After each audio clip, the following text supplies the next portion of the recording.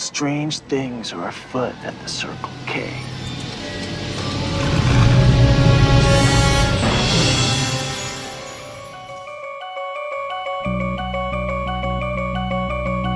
Are you a god? I'd buy that for $1. What are you? 정과이든? 비정과이든? I'm Batman. When someone asks you if you're a god, you say yes. Welcome to my latest experiment. This is the big one, the one I've been waiting for all my life. We have such sights to show you.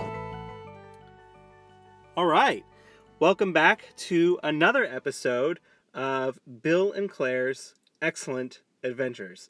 I'm pretty excited for what we're doing today. It's definitely a first. We're going to Alamo to watch Anna and the Apocalypse. Ooh, half right. We're not going to the Alamo. We're going to the AMC Tysons because unfortunately the Alamo could not squeeze in one lot and could not squeeze Anna and the Apocalypse into their Christmas schedule. They get jam-packed this time of year. Oh. Yeah. But we are going to go to the movies, and so right now we're not recording from the Indie Dorks projection booth. We're actually recording from the Indie Dorks Kia Optima as we prepare to leave to go to see the movie at the AMC Tysons. Now, what I think is particularly unique about today, because Claire has been to the movies before, but this is actually Claire's first R-rated movie at a movie theater. So, all right, I think maybe Claire, would you like to read the synopsis for Anna and the Apocalypse so people can have kind of an idea of what the movie's about? Okay. A zombie apocalypse threatens the sleepy town of Little Haven at Christmas, forcing Anna and her friends to fight, slash and sing their way to survival, facing the undead in a desperate race to reach their loved ones. But they soon discover that no one is safe in this new world, and with civilization falling apart around them, the only people they can truly rely on are each other. All right, so it is a Scottish zombie Christmas musical, which I have seen before. I saw it at this past last weekend at the Alamo Drafthouse in Winchester, Virginia. This was actually the movie that In the Mouth of Darkness sponsored for that film festival. We got all dressed up. We wore zombie makeup. Yeah, I saw the video. He and a group of his friends were dressed up in zombie makeup, and they had ugly sweaters on, and they were just walking around the movie theater before the movie started or after the movie had finished. Before. And then they were just dragging candy canes and giving it to people. Yeah. It was exactly like Claire described it, and amazing. We had a lot of fun. But so Claire had kind of been aware that the movie existed, and we were looking for a special Christmas movie. So happy holidays to everybody. Happy holidays for whatever holiday you celebrate. I think that this may be just after Christmas that this is airing. So I hope you guys had a really lovely day. And if it's airing on Boxing Day, have a really fantastic Boxing Day. What's Boxing Day? That's a good question, Claire. I don't know. It's the day after Christmas. It's a thing. I'm not sure. I thought the day after Christmas, Kwanzaa begins. That may be true too. Yeah, I don't know. I'm terrible with holidays. Okay, so we watched the trailer. What did you think about the trailer? I thought it was kind of cool, but so I watched it last night, and I didn't understand why it was a musical, because it's a movie. So I've never seen like musicals like the whole movie is a musical. I've seen episodes where the actors were in a musical, but I haven't seen one where the episode or movie actually was a musical. Well, I don't think the whole movie is a musical, though. I mean, because I think that there's spoken dialogue in it. So your mom showed you Seven Brides for Seven Brothers, right? Yeah.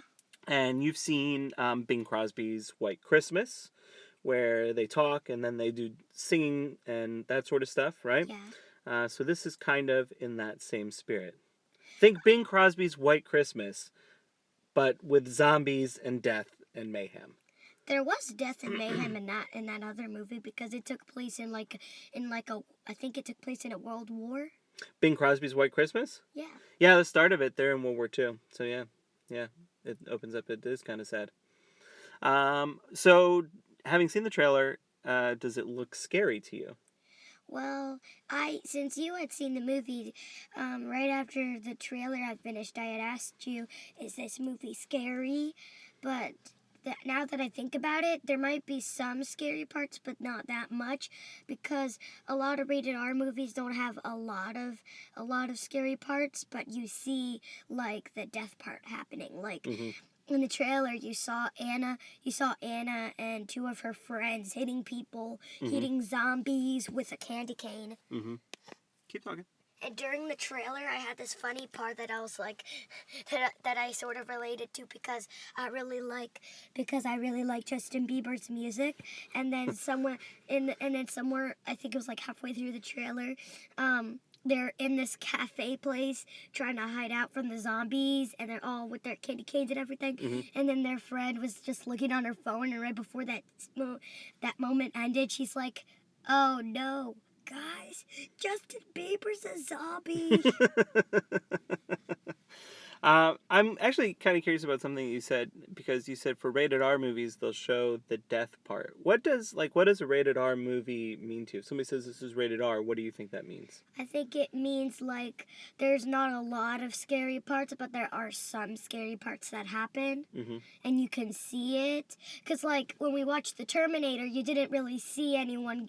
You didn't actually see the part when someone got killed. You just saw it after the person was killed. But in a lot of rated R movies, in most rated R movies, you actually see it happening, but there's very few parts that happens. So like there's like 2 or 3 parts.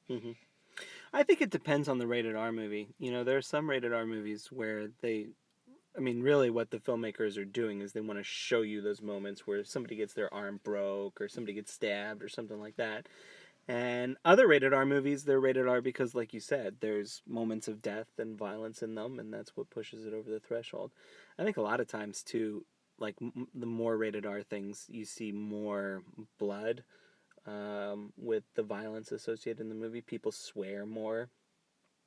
So I think that's kind of what the MPA, the Motion Picture Association of America. So there's like a board that reviews all the movies in the United States, and they make a decision as to whether or not something should be rated PG-13 or R or PG or NC-17 or whatever. Yeah. So are you excited to go see Anna and the Apocalypse? How many other zombie movies have you seen? Zombieland. Yeah, Zombieland. What did you think of that? I liked it. Yeah. My favorite part was when two of the people in the mansion walked in and because the guy was just as a zombie so that he wouldn't get eaten by other zombies, they thought that he was a zombie and shot him in the forehead right between his 2 eyes. My daughter's favorite part of Zombieland is the Bill Murray cameo death scene, which is awesome. Yeah, that's a good scene in that movie. What other zombie movies have you seen? I've seen a kids movie that's sponsored by Disney Channel, and it's all about these teens, and then some of the teens are zombies, but they gotta keep it a secret, or the principal and vice principal will hurt them. Well, not the vice principal, because the vice principal is also a zombie. Yikes.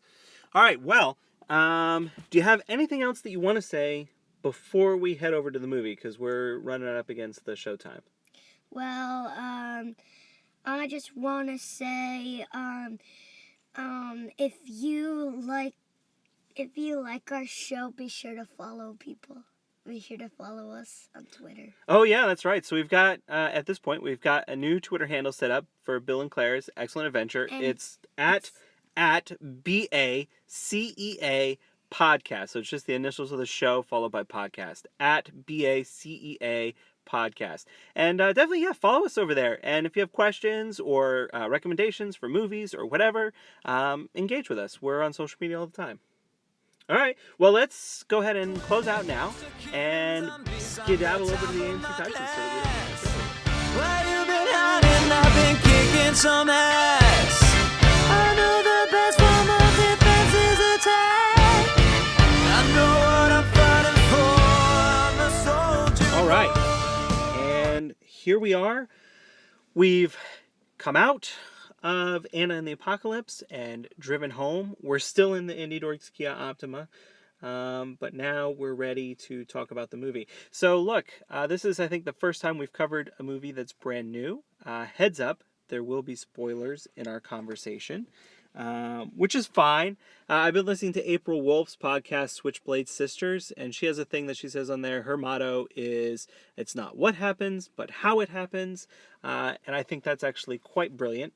So if you haven't seen the movie, that's okay. You should probably watch it before you watch this if you don't want to have spoilers. If you're worried about spoilers, go out to the theater. If it's out around you, this is absolutely a movie that you want to see in the theater. But look, again, it's not what happens, but how it happens and the ride that the movie takes you on. Plus, the music is just toe-tappingly amazing.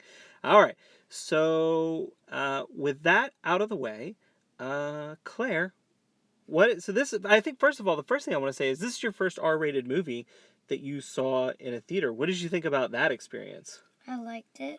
Yeah, what'd you like about it? I liked how, I liked the big screen. Because our screen isn't as big as a movie theater screen. So, I like the big, huge, wide screen. What'd you think about the previews before the movie? Normally previews are supposed to relate to the movie, but none of the previews actually related to the movies. There were a couple on there that were pretty darn scary. Yeah. Yeah? Yeah? Didn't stand out in your head? No, because, a relation to, in my head, is something that has, the same type of things. Like, if there was a movie with Scottish people. I would say that's Scottish people. I would say that's a relation to ATT Apocalypse. Yeah. That's Anna and the Apocalypse's Twitter handle is at AAT Apocalypse. Okay, so what did you think about the story for the movie? Did it make you sad? It made me jump a couple times, at the end of the movie, where, before, you're just watching, and then all of a sudden it goes, and then all of a sudden Zombie Santa pops out. That's kind of creepy. Uh-huh. So it's like... so it's like you're just watching the road. It goes black for a minute, and then when it comes back on, Santa is in front of it. Can you make that face again? I know that this is a podcast, but make the face again. I want to take the picture. Oh yeah, that's perfect. So I think, in a lot of the movies that you've seen, that a lot of the cast really does tend to survive the movie. I mean, that's most of the movies that you've seen, right? Yeah. So in this one, we had some really beloved characters who didn't make it through the movie. Did that upset you? Yeah, like John, he was one of my favorites. John? So John was the friend of Anna, and he had a crush on her, but she didn't have a crush on him, right? Yeah. Yeah, who else didn't make it that made you sad? The girl with black hair and Christopher, I think is his name. Were you sad when the dad died at the end? Yeah. Yeah, Well, he technically didn't die. He just caught a virus. Like, if you caught your stomach bug, you're not dying, but you're just sick. So that's a good question. These zombies, do you think that they are all definitely the undead, or do you think that they are just sick with a virus that makes them want to eat people? I think that the first one who caught it was dead. He was in a grave, and then something, maybe someone was like a witch or something and dropped some type of perfume or something on there.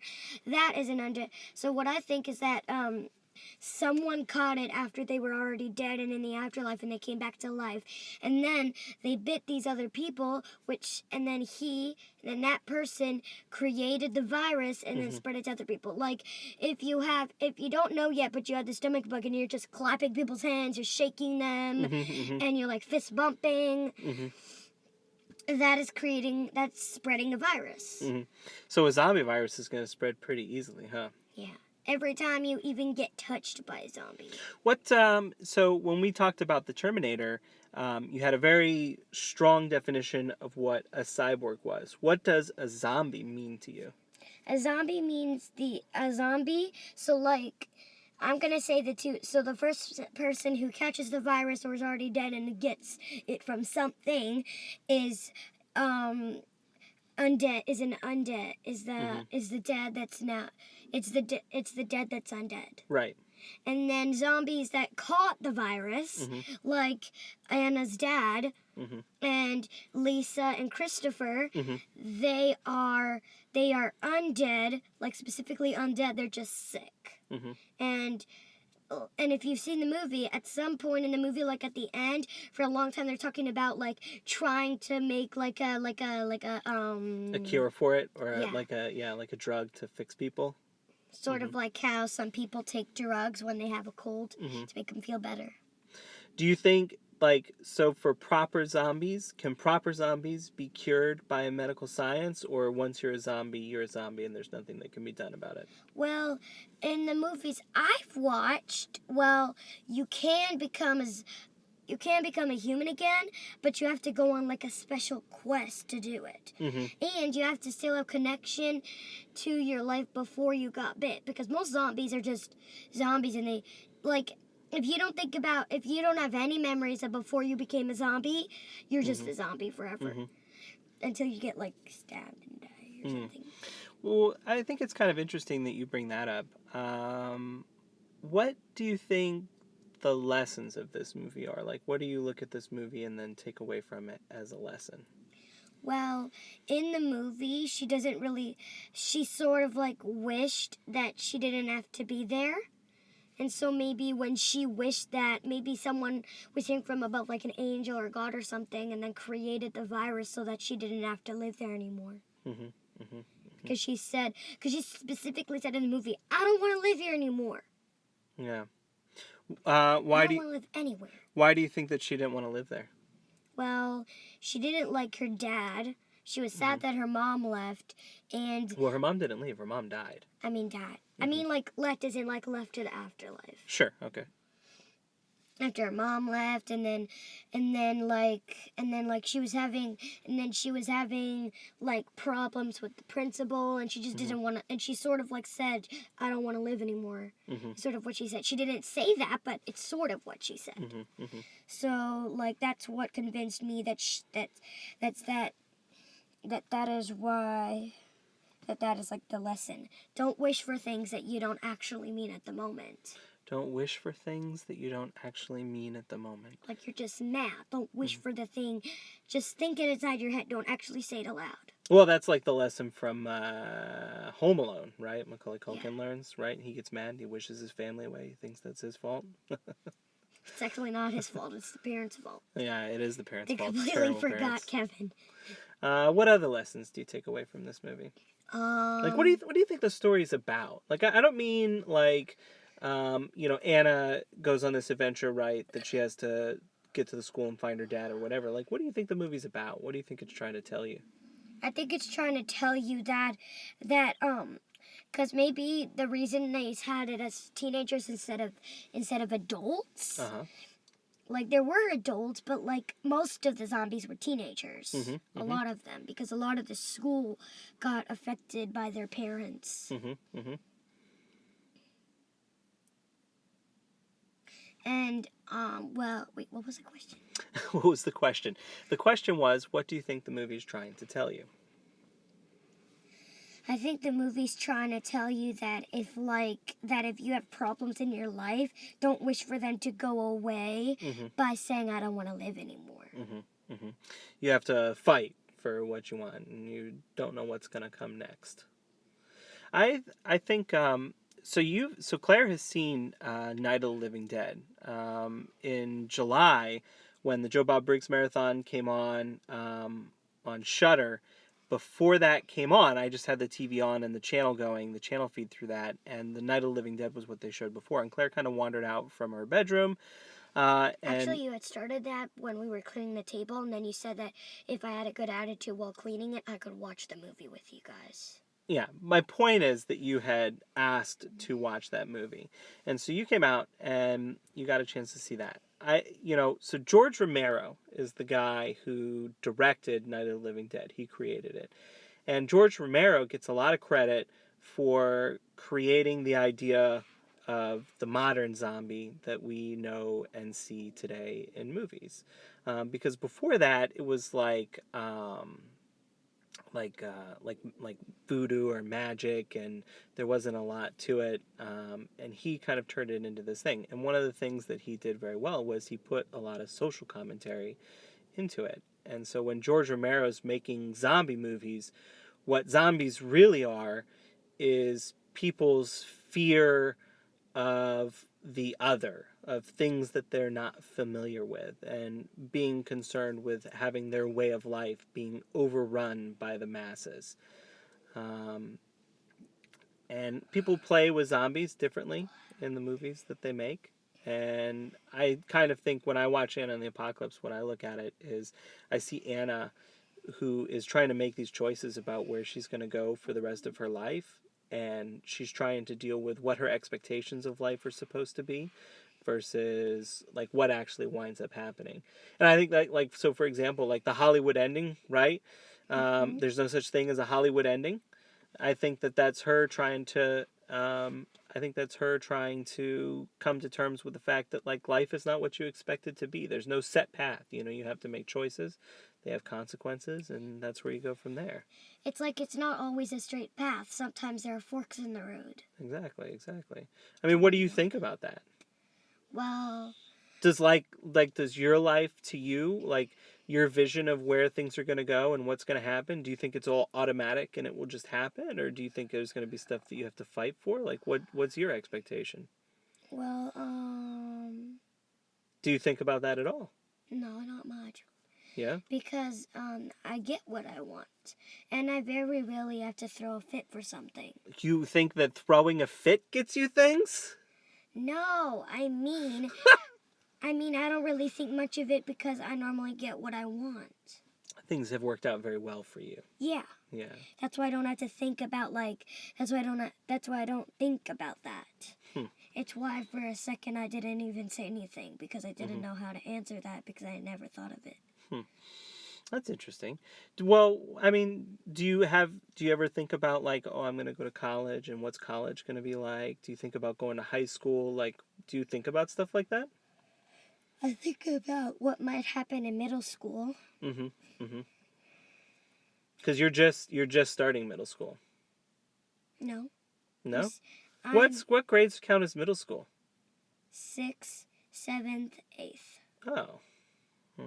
I was adding a grade to middle school. 6th, 7th, and 8th. Yeah. Do you worry about what that's going to be like?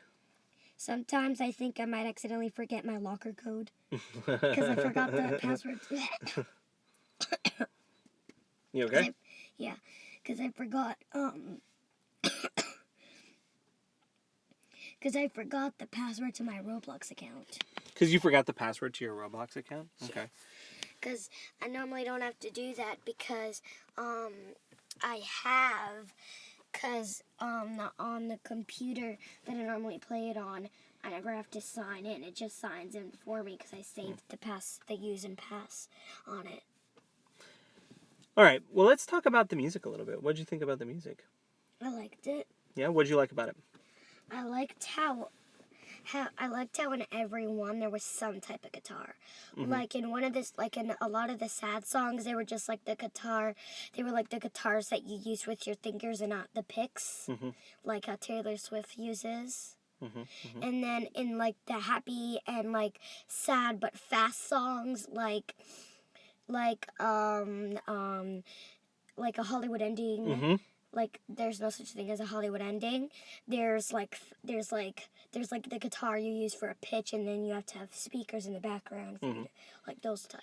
What was your favorite song? My favorite song was "A Soldier at War." Yeah, I love that song. So when you're watching the Soldier at War scene, is it the music that you respond to the most, or do you like the performance of the guy? Like what do you connect with most there? I like his dancing that he does. And like the end pose is really funny because he's sort of like dabbing, and his bat is like, and he's like, he has his arm, he has this in front of his face, and then his bat. It's like. I like, which you couldn't see, but Claire just did a perfect dab. I like when he's on the shopping cart at the end, like the picture of George Washington crossing the Potomac, and his friends are like pushing the shopping cart as he poses like a hero. I like that part a lot. What was the scariest part of the movie? Scariest part was when Santa jumped out. Oh, right at the end? Yeah, so literally at the very end, the survivors drive off in their car, and like a Merry Christmas banner goes flying by the screen, and it covers up the camera, and it seems like it's just empty road, and then as soon as the banner flies by, there's a zombified Santa Claus that's going to get you. Claire legit jumped out of her chair when that happened. And my mom. And yeah, Danielle was there with us, and she also jumped out of the chair. Both of them very prone to the jump scares. That was her second time. I thought that she had told me that you guys had seen it before already. Yeah, we did. Last weekend. Yeah. But and she said second time. So I noticed at one point you kind of got up in the movie for a few minutes. It seemed like maybe it was a little bit too much. Do you want to talk about that at all? It's okay. I think here's my thing. I think that's part of the experience of going out and seeing new movies. From my perspective, I think Anna and the Apocalypse is mostly a funny movie, but I think it gets very emotional at times. Like when John dies. Yeah, I think it's quite sad. Gets sick. When John gets sick. So what made you want to, at that moment, what made you want to stand up and go take a break? So right as I went, it was when the zombies had just jumped out when they were walking through the tree shed, trying to be very quiet. Right. So at one point in the movie, they cut through a shopping plaza, and it's a Christmas tree sale center. And Nick is that his name? Nick? Yeah, the other guy. Yeah, Nick. Nick's friends get killed. The rest of the crew gets sick, right? Because they get bit, they get turned into zombies. I keep forgetting. And then they go to the other side, and okay, so we're at the other side. Nick's just lost his friends, and at that point, then you decided that you wanted to stand up and go out. And that's why I didn't see the part where John got sick. And then you told me about it. He was standing in front of some reindeers, and it was like, ta-da! And his arm was around the corner and just got bit off. Like his hand, legit, his hand just got bit off, ripped off by a zombie. What happened? So, what were you feeling when you decided that you wanted to get up and go take a break? I was sort of scared. Mm-hmm. What? I know that zombies don't exist, but sometimes when I watch movies, I feel like they do. Mm-hmm. And a lot of times when I'm in a dark place, because a lot of times zombies like to go out when it's dark. They don't really like to be in the sun. Okay. So there are some zombies that go out in the sun, but most zombies, like the olden zombies, they would always be in the dark. And then when the sun came up, they would go somewhere where it was dark, like in a cave or back into their grave, and then wait until dark came back, and then they would come back out. Mm-hmm.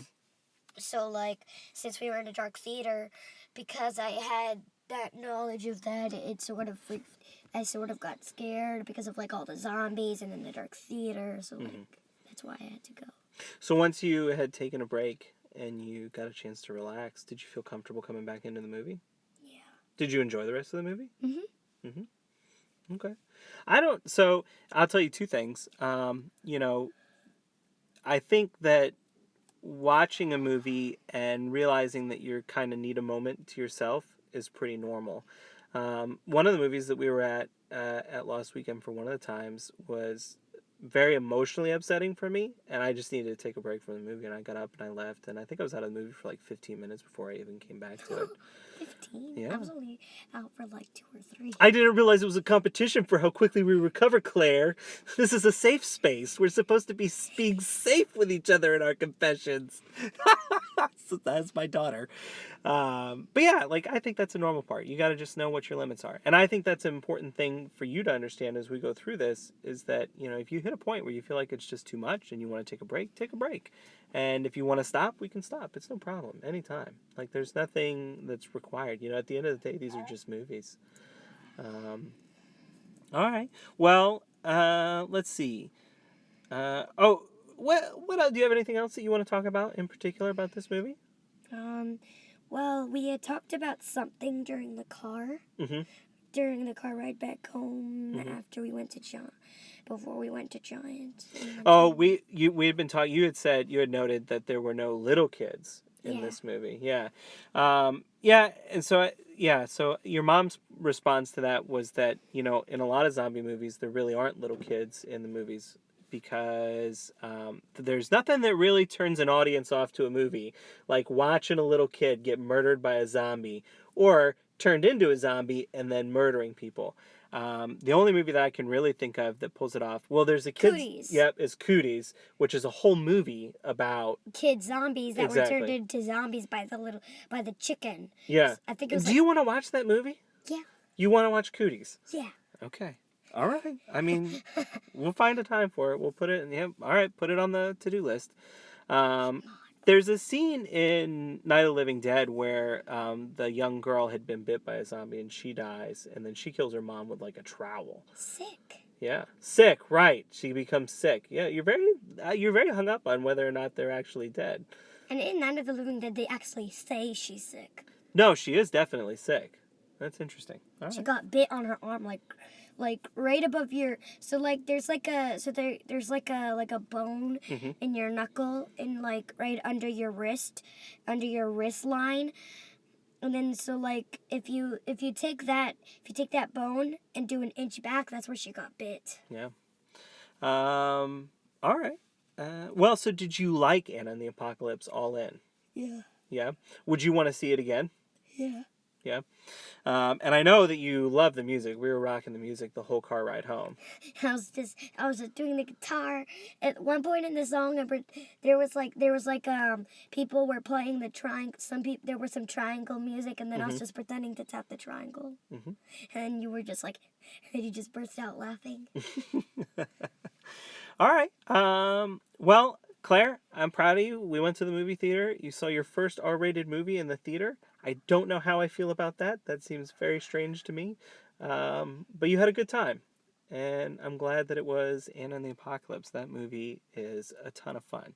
All right. Well, then I think what we'll do is we'll wrap up this segment, and then I'll be back on the other side of the break with some thoughts about Claire and Anna and the Apocalypse and, oh my gosh, her first R-rated movie. Time flies. All right. Well, then that'll do it for right now, and I'll be back on the other side of the break. Bye. Bye. No such thing as a Hollywood ending. Ooh, oh, ooh, oh. No such thing as a Hollywood ending. So, that was Anna and the Apocalypse with Claire. Yeah, first R-rated movie at a theater. I'm not totally sure how I feel about that. I think it was a good idea. I don't think we pushed too many limits there, I suppose, at least as far as Claire's own personal sensibilities. But I don't know. I guess I want to talk a bit about how I handle the approach to the podcast and how I sort of handle sharing these movies with Claire. And, this is just, I guess the most important thing to say is that this is just like my approach. This is what her mom and I have kind of worked out as far as, where our personal philosophies align and how we can, work together to sort of push the horizons of what they're comfortable looking at a rate that matches their kind of expanding curiosity. And honestly, I mean, this is something that I spend a lot of time thinking about. And when I say that this is just my approach, I mean, this is just kind of what we're working out as we go along. I mean, the reality is that there's a lot of stuff out there that they're exposed to, and Claire is actively expressing interests in these things, without our pushing. So yeah, I think that makes it tricky, but we kind of put some safeguards in place for this. I mean, the first thing to keep in mind is that, Claire talked a little bit about it being too intense at the movie. She's totally in control of whether or not she wants to step out or stop the movie or not even put a movie on the to watch list. So, if I suggest something and she says, "Oh gosh, I think that's going to be too scary for me," my response is not, "Oh, it'll be fine, it'll be fine, it'll be fine. Let's go sit down and do it." My response is, "Okay, what makes you think that it'll be so scary?" And have her articulate a reason to me.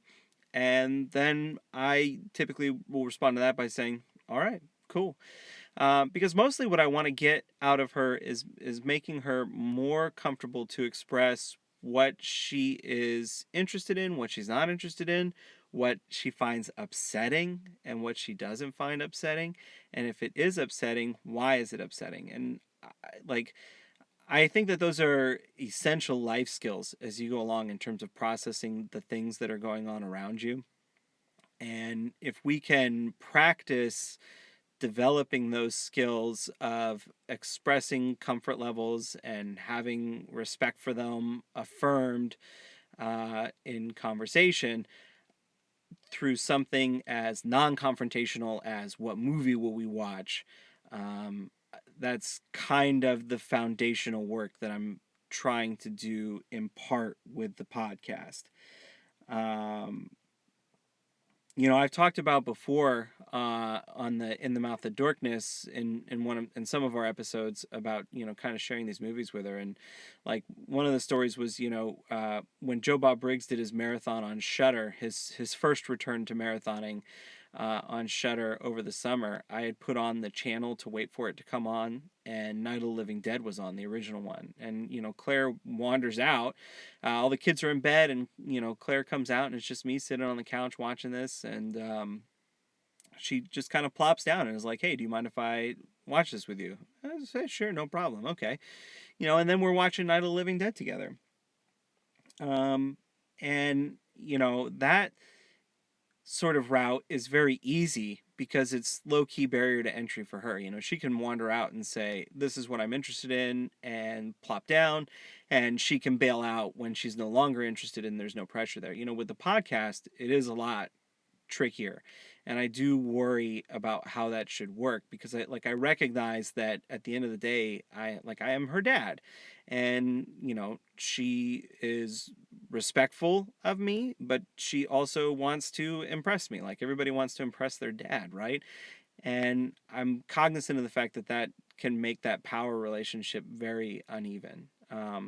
And I point that out just to say, so that when we go see Anna and the Apocalypse, that's her in the driver's seat saying, "I want to go do this and see this in the theater." And then in the middle of it, when she says, "Oh, this is too much, I need a break," there's no, absolutely no. "Oh, no, it's fine. You can handle it." None of that. "All right, cool. Let's go step outside." And she cools out, and when she feels a little bit better, she can kind of come back. And part of the ways that I reinforce that with the podcast is that she's in the driver's seat. Our format is created by her. Our title is created by her. The way that we approach the selection of movies is absolutely contributed to by her. To a certain extent, I'm pushing her horizons, and so she can't know what she should select for herself to watch to kind of do that. But when she expressed an interest in a movie, we watched Bill and Ted's Excellent Adventure, she wants to watch the sequel. So that will absolutely be a future episode, Same for the second Terminator. Absolutely. So she's very much at every step of the way an equal creative partner in this process. And I hope that helps her treat it more like something that she is a partner in, which will make her more comfortable to express when she is uncomfortable or upset by something. So yeah. But let's see. So Anna and the Apocalypse in specific. So I guess going to see the movie, the one thing that I forgot to consider for going to see an R-rated movie at the theater is that you will then see R-rated movie trailers. And we talked about this a little bit, but one of those trailers, holy shit, it scared the bejesus out of her. She was extremely upset by what was going on. She was like, "Nope, I don't want to watch that. Not interested." Averted her eyes and, kind of covered her ears. And once the trailer was over, immediately she cooled out. but I would have felt better about that experience if I had remembered, that scary trailers will come before the movies. And I think that that's something to keep in mind too, is that like, just because I think Anna and the Apocalypse is within her range of interest and comfort level, does not mean that the scary movies that they show along with it, especially since during scary movie trailers, they focus in on the creepiest jump scares possible, because that's how you market a horror movie, right?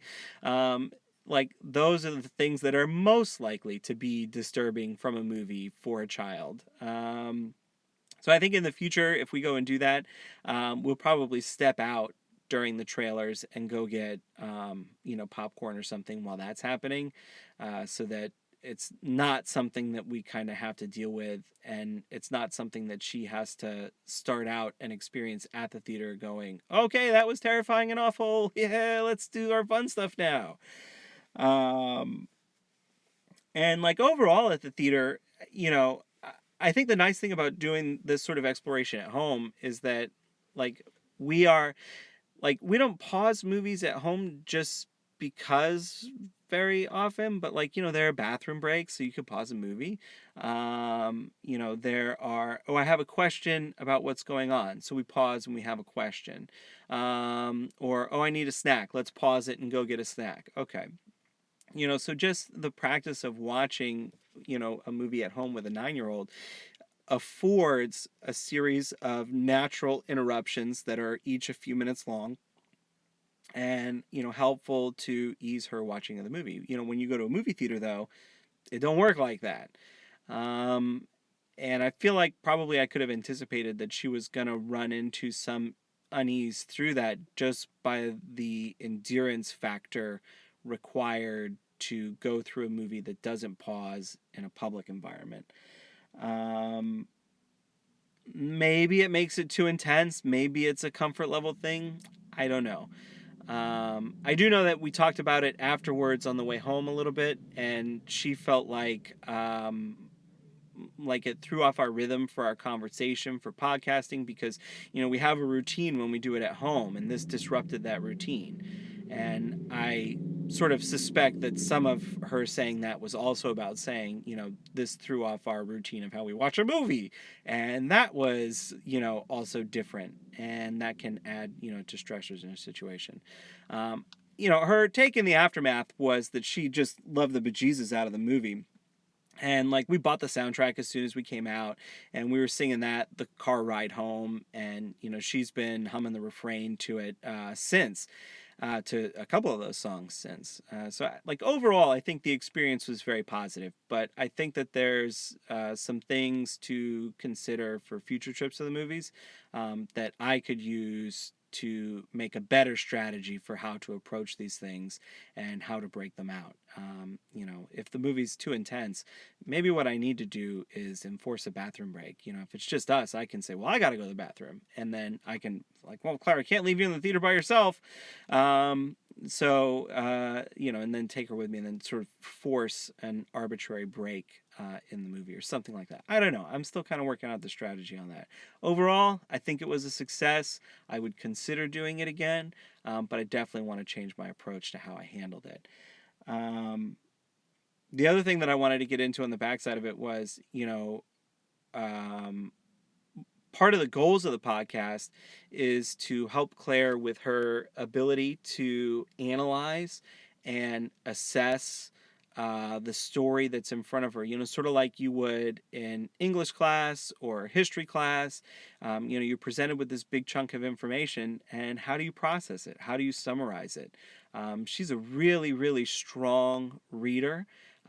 She's super creative in school, but definitely one of her weak spots in school has been summarizing and synthesizing conclusions based on big chunks of information in front of her. And I mean, she's 9, so the expectations are fairly low at this point, but it is something that she struggles with a little bit. And so I try, I think, through these conversations to help her improve that skill. Now, I, as a parent, also need to improve my skill of how I have conversations with her to help her do that sometimes. Because, all of this is not about pushing my love of these movies onto her. It's about her finding the things that she's interested in and using that interest to expand her avenues and her capabilities, and her interests. But I do love these things. And I sometimes, me personally, outside of being a parent, um, I struggle with simplified explanations, where some people are very Hemingway and can put together short, bullet straight sentences that convey their points with simple language. I'm like, give me 1,000 words and I'll get there maybe. I had a guy that I worked with that we were talking about how we explain things to our kids, and he's worked with me in a professional capacity for months at that point, and we were talking about how to kind of simplify things down so 6 or 7-year-olds can understand them, and he was like, "Bill, you don't know those words, bro," and I was like, "Man." So much truth contained in such a tight little sentence. So good. I wish I could do that. It was a really good burn, but it was also super accurate. And I think that you saw some of that come out in my conversation with Claire when I wanted to really dig into what Romero is changing with zombies and how that plays out, and the commentary and the way that new creators in the zombie genre and the way that that evolves, all the way to Anna and the Apocalypse in terms of what they're doing with it. Like, that's really interesting stuff. But it's also maybe slightly outside of the grasp of a 9-year-old in a casual conversation. Like, I think Claire could get there, but I need to break it down Cookie Monster style and feed it out to her slowly. But sometimes I mess up and I'm like, okay, I'm going to tell you, like, here's an info download for all this history. And she doesn't need that. And I try really hard to avoid that, but sometimes the excitement creeps out, and that's what happens. And I relate that not so much because I think it was a huge failing in the conversation or anything like that, but because like I do really think that it's important that as parents we understand that there's no guidebook, there's no special training that you get. I think that you just have to.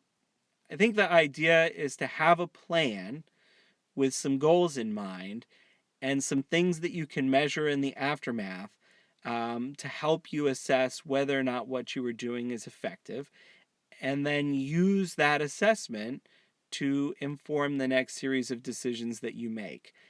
And as a result, for me, parenting is just like this ever evolving decision loop of, make a plan, make a decision, do an action, evaluate an action, and then repeat the process based on the evaluation. And that's why I try and be very mindful kind of those blunders when I feel them, because when you start lecturing somebody, they shut down and then it becomes not super helpful. And I'm obviously not trying to lecture, but when you're 9 and dad starts talking in big words about really complicated philosophical philosophical thoughts about how zombies are used, it's like, geez, okay, well, cool, I like the songs. So yeah, that's my learning experience with Anna and the Apocalypse at the movie theater, and some of the challenges I think that I struggle with as a parent as I'm trying to go down this path. I hope that insight is helpful to the parents out there, or to the non-parents if you're interested in such things. But yeah, so I think that will do it for this particular episode. You can find me at WB Das on Twitter and Instagram and Letterboxd. And you can find my In the Mouth of Dorkness compatriots at ItModcast on Twitter and Facebook. You can find Brad Gullickson at MouthDorked on all social medias. You can find Lisa Gullickson at Sidewalk Siren on Twitter and Letterboxd, as well as at Baked Dork on Twitter. You can find Darren Smith, the Disco Dork, at the Disco Dork on all social medias, and you can find Brian Young at the Turtle Dork on Twitter. You can also find Bill and Claire's Excellent Adventures on our Twitter handle. Come and follow us and interact with us there at BACEA Podcast. That's just Bill and Claire's Excellent Adventures, abbreviated down to podcast. At BACEA Podcast. Boy, I got to get better at that. But follow us if you don't follow us, and shoot us some questions and let me know what your parenting struggles are, or how you handle exploring new things with your kids. And if you've got ideas for things that we should consider to watch, shoot that out at us over there too. I hope that you all have had a lovely Christmas. I hope that you have a great New Year. I'm not totally sure when this is going to pop up. But I hope you get to spend some time with your loved ones, and I hope that things are better than they have been for everyone. So holiday love to everybody, and we'll see you next time.